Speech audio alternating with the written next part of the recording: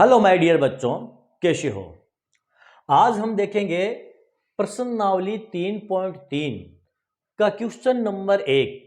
विलोपन व प्रतिस्थापन विधि से समीकरण हल करो, कौन सी विधि ज्यादा उपयुक्त है। इसका हमें पॉइंट नंबर दिया है 1, x प्लस वाई बराबर 5 और 2x माइनस 3y बराबर 4। इस समीकरण को हमें सोल्व करना है विलोपन विधि और प्रतिस्थापन विधि से।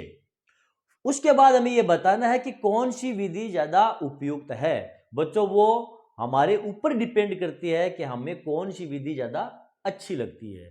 लेकिन समीकरण को सोल्व करने के बाद में हमको अनुमान हो जाएगा, पता चल जाएगा कि कौन सी विधि ज्यादा उपयुक्त है। चलो हम इस समीकरण को देखते हैं। उससे पहले हम देख लेते हैं बच्चों, विलोपन विधि और प्रतिस्थापन विधि कहते किसे हैं, विलोपन और प्रतिस्थापन में क्या डिफरेंस है। विलोपन विधि से समीकरण को जब हम सोल्व करते हैं बच्चों, हमारा समीकरण क्या है, ये x प्लस वाई बराबर 5, ये हमारा समीकरण नंबर 1 है। और 2x माइनस 3y बराबर 4, ये हमारा समीकरण नंबर 2 है। बच्चों, विलोपन विधि से सोल्व करने के लिए समीकरण को हम किसी एक चर को x या y में से किसी एक चर को हम एलिमिनेट कर देते हैं, गायब कर देते हैं, लुप्त कर देते हैं और उसके बाद हम समीकरण को सॉल्व करते हैं। प्रतिस्थापन विधि में हम क्या करते हैं बच्चों, ये हमारी जैसे प्रतिस्थापन विधि में क्या है, x प्लस वाई बराबर 5, ये समीकरण नंबर 1 और 2x माइनस 3y बराबर 4, ये हमारा समीकरण नंबर 2 है। प्रतिस्थापन विधि से इस समीकरण को सोल्व करने के लिए बच्चों क्या करते हैं, या तो हम समीकरण नंबर 1 से किसी एक चर का मान ज्ञात करते हैं x या y का, और उसको समीकरण नंबर 2 में प्रतिस्थापित कर देते हैं, ट्रांसफर कर देते हैं। या फिर समीकरण नंबर 2 से हम x या y का मान ज्ञात करते हैं और उसको हम समीकरण नंबर 1 में ट्रांसफर कर देते हैं, प्रतिस्थापित कर देते हैं। ये दोनों विधियों में मोटा मोटा डिफरेंस है। चलो अब हम हमारी समीकरण को सोल्व करते हैं। पहले हम सोल्व करेंगे इसे विलोपन विधि के द्वारा। तो विलोपन विधि से सोल्व करने के लिए बच्चों क्या करेंगे, जैसे मैंने आपको बताया, इसमें से किसी एक चर को x या y को हम क्या कर देंगे, लुप्त कर देंगे, गायब कर देंगे, एलिमिनेट कर देंगे। और किसी एक चर को एलिमिनेट करने के लिए, मान लो हमें x को एलिमिनेट करना है, तो समीकरण नंबर 1 में x का जो गुणज है उसको समीकरण नंबर 2 से गुणा कर देंगे, और समीकरण नंबर 2 में जो x का गुणज है ये 2, इसको समीकरण नंबर 1 से हम क्या कर देंगे, गुणा कर देंगे। यदि हमें चर y को एलिमिनेट करना है तो यही प्रक्रिया हम इसके साथ दोहराएंगे। y का जो गुणज है उसको हम समीकरण नंबर 2 से गुणा कर देंगे, और समीकरण नंबर 2 में जो y का गुणज है ये -3, इसको हम समीकरण नंबर 1 से गुणा कर देंगे। तो यहां पर हम एलिमिनेट करेंगे x को। तो x को एलिमिनेट करने के लिए हम क्या करेंगे, समीकरण नंबर जो 2 में x का गुणज कितना है, ये 2 है। इस 2 को समीकरण नंबर 1 से हम गुणा कर देंगे। तो क्या हमें प्राप्त होगा, 2 को x से गुणा करने पर ये 2x प्लस 2 को इस y से गुणा करने पर ये 2y बराबर इस 2 को 5 से गुणा करने पर ये 10। बच्चों, ये हमारा समीकरण नंबर 3 हुआ। अब हम क्या करेंगे, ये जो समीकरण नंबर 1 में x का गुणज कितना है बच्चों, यहां पर x का गुणज 1 है, यहां पर लिखा नहीं है, दिखाया नहीं गया, लेकिन इसका मतलब ये हुआ यहां पर x का गुणज कितना है, 1 गुणा x का मतलब क्या हुआ, x ही हुआ, तो इसका गुणज 1 है। तो अब समीकरण नंबर 2 को हम 1 से क्या करेंगे, गुणा करेंगे। तो कितना आ जाएगा यहां पर, 2x माइनस 3y बराबर ये 4। बच्चों, ये हमारा समीकरण नंबर हो गया 4, हो गया यहां तक। अब हम क्या करेंगे, समीकरण नंबर 3 से समीकरण नंबर 4 को घटा लेंगे। तो इसके लिए क्या करेंगे, 3 से 4 को घटाने के लिए यहां पर चिन्ह जो है वो चेंज हो जाएंगे। ठीक है। अब आप यहां पर देखो, ये 2x प्लस का है, ये 2x माइनस का है, तो ये आपस में ये कट गए, यानी ये एलिमिनेट हो चुका है x। यहां पर 2y प्लस का है और ये 3y भी हमारे पास प्लस का आ गया है, तो हम इसको क्या कर लेंगे, जोड़ लेंगे, तो ये हो गया हमारा 5y बराबर में 10 प्लस का है, ये 4 माइनस का है, तो यहां पर बचेगा 6। और y बराबर कितना हो गया बच्चों, y बराबर हो गया हमारा 6 बट्टे में ये 5।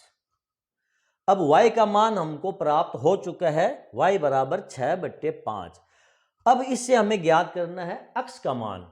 तो x का मान कैसे ज्ञात करेंगे, इस y के मान को या तो आप समीकरण नंबर 1 में प्रतिस्थापित कर दो या समीकरण नंबर 2 में प्रतिस्थापित कर दो, आपका x का मान निकल जाएगा। प्राय बच्चों हम y के मान को उस समीकरण में रखते हैं जो हमारे लिए सोल्व करना इजी हो, और यहां पर हम देखते हैं बच्चों समीकरण नंबर जो 1 है ये सोल्व करना हमारे लिए आसान है, तो हम y के मान को समीकरण नंबर 1 में रखेंगे।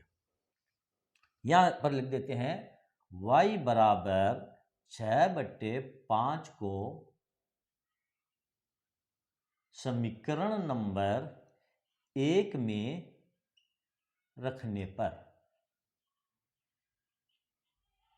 y बराबर 6 बट्टे 5 को समीकरण नंबर 1 में रखने पर, समीकरण नंबर 1 क्या है हमारा, x प्लस वाई बराबर 5। इसमें हम क्या रखेंगे, y बराबर 6 बट्टे 5 रखने पर, यहां लिखेंगे x प्लस वाई बराबर 5 में, x प्लस वाई बराबर 5 में y बराबर 6 बट्टे 5 रखने पर, कैसे रखेंगे, x यहां उतार देंगे, x प्लस, अब ये y है, y का मान कितना हमारे पास यहां पर, y बराबर है 6 बट्टे 5, तो इस y की जगह हम क्या रखेंगे, ये 6 बट्टे 5 रखेंगे, ये 6 बट्टे में 5 और बराबर में ये 5। अब इस समीकरण को बच्चों हम करेंगे सरल, तो सरल करने के लिए इस 5 को x से गुणा कर लेंगे, तो ये हो जाएगा 5x प्लस ये 6 बराबर में 5 को 5 से गुणा करेंगे तो कितना आ जाएगा, ये 25।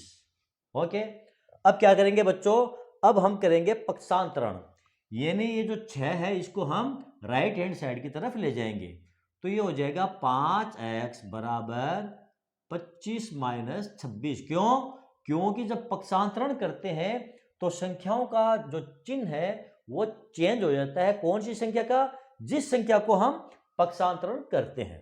तो यहां पर हमने 6 को पक्षांतरण किया तो इसका चिन्ह जो है वो क्या हो गया, चेंज हो गया, क्या बचा, 5x बराबर ये 19 और x बराबर बच्चों क्या हो गया, ये 19 बट्टे 5, और y का मान हमारे पास क्या था, y बराबर था 6 बट्टे 5, ये y बराबर 6 बट्टे 5।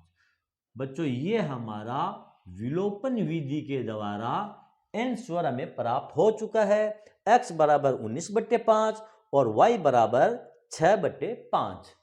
ओके, तो बच्चों ये थी हमारी विलोपन विधि। एक बार फिर समझ लो विलोपन विधि से समीकरण को कैसे सोल्व करते हैं।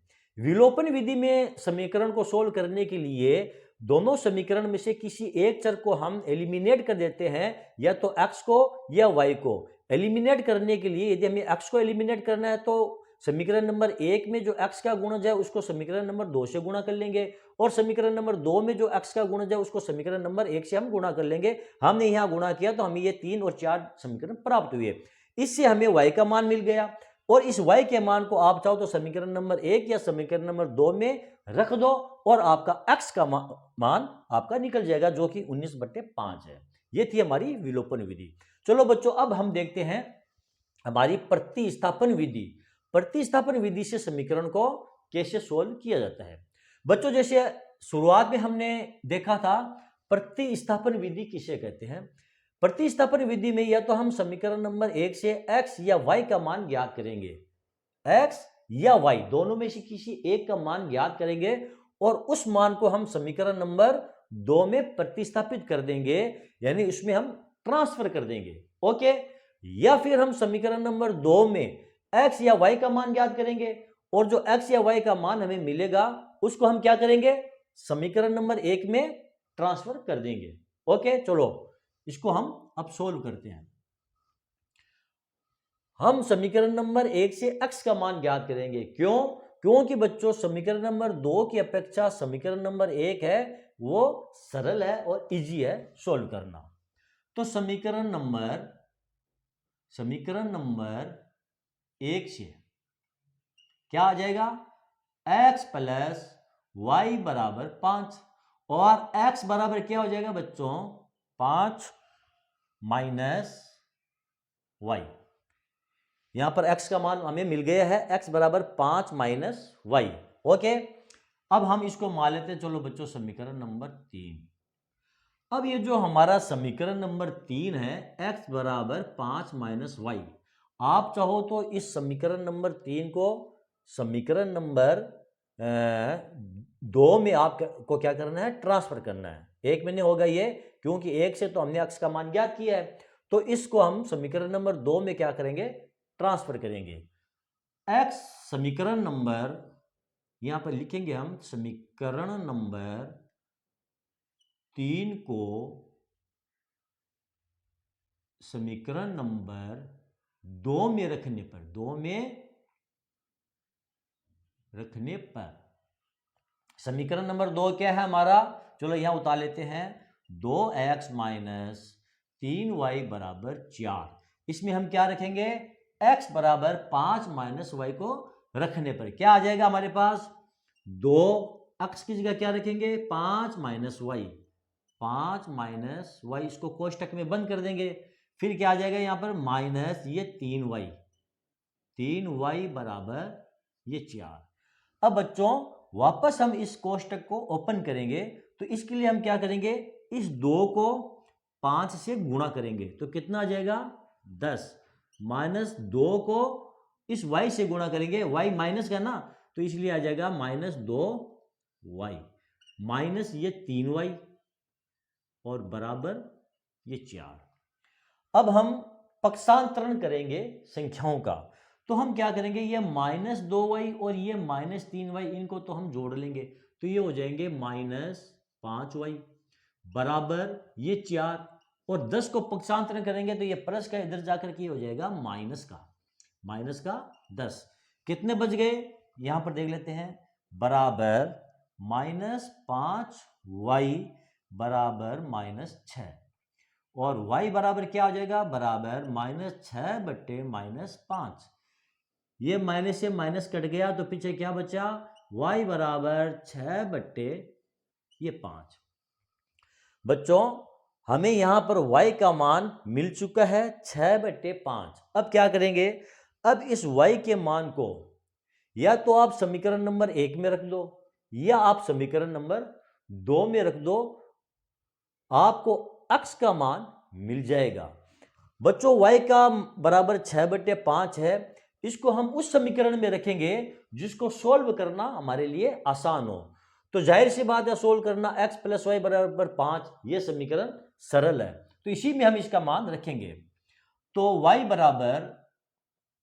बराबर 6 बट्टे 5 को समीकरण नंबर 1 में रखने पर एक में रखेंगे तो हमें क्या प्राप्त होगा, समीकरण नंबर 1 क्या हमारा, x प्लस वाई बराबर 5। ठीक है, इसमें हम क्या रखेंगे, y बराबर 6 बट्टे 5 को, तो ये हो जाएगा 6 प्लस 6 बट्टे 5 बराबर ये 5। हो गया यहां तक।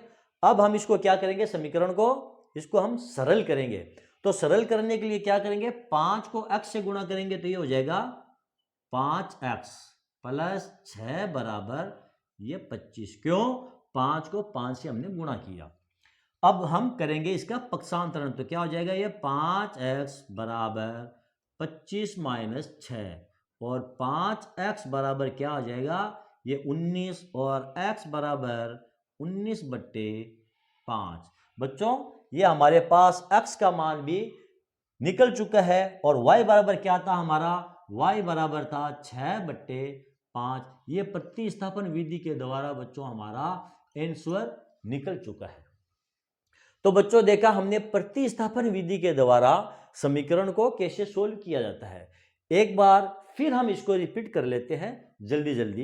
प्रतिस्थापन विधि में समीकरण को सोल्व करने के लिए समीकरण नंबर 1 से या तो हम x या y का मान ज्ञात करेंगे और उसको हम समीकरण नंबर 2 में ट्रांसफर कर देंगे, या हम समीकरण नंबर 2 से x या y का मान ज्ञात करेंगे और उसको हम समीकरण नंबर 1 में ट्रांसफर कर देंगे। उससे हमें y का मान ज्ञात हो जाएगा और इस y के मान का जो हमें प्राप्त हुआ है उसको आप चाहो तो समीकरण नंबर 1 में रख दो या फिर आप समीकरण नंबर 2 में रख दो। यहां पर हमने y के मान को समीकरण नंबर 1 में रखा था जिससे हमें x का मान ज्ञात हुआ 19/5, ठीक है, और y बराबर हमें प्राप्त हुआ है 6/5। तो बच्चों आपने देखा, आप खुद यहां पर देख लो कौन सी विधि ज्यादा आपके लिए सुविधाजनक है। बच्चों मेरे हिसाब से ज्यादा सुविधाजनक जो विधि है वो है ये विलोपन विधि। इसमें ज्यादा मातापच्ची वाली बात नहीं है, हमें केवल ये क्या है x का जो गुणज है उससे हमने गुणा किया ऊपर नीचे, समीकरण 3 4 प्राप्त हुआ, y के मान को प्रतिस्थापित किया। और अब ये देखो कितनी थोड़ी जटिल है, थोड़ी लंबी है। तो बच्चों यदि आपके ये क्वेश्चन आ जाए और प्रतिबंध नहीं दिया हो, ठीक है ना, कि भी विलोपन से करना है या प्रतिस्थापन विधि से करना है, समीकरण आ जाए और आपको आ जाए कि इस समीकरण को सोल्व करो, तो बच्चों आपको विलोपन विधि से समीकरण को सोल्व करना है क्योंकि ये प्रतिस्थापन विधि की अपेक्षा आसान है। चलो बच्चों ये था आज का हमारा क्वेश्चन। बच्चों यदि आपको मेरा ये वीडियो पसंद आया है तो आप इसे लाइक कीजिए, आप इसे शेयर कीजिए और मेरे चैनल को आप सब्सक्राइब कीजिए। मिलते हैं अगले वीडियो में अगले क्वेश्चन के साथ, तब तक के लिए धन्यवाद।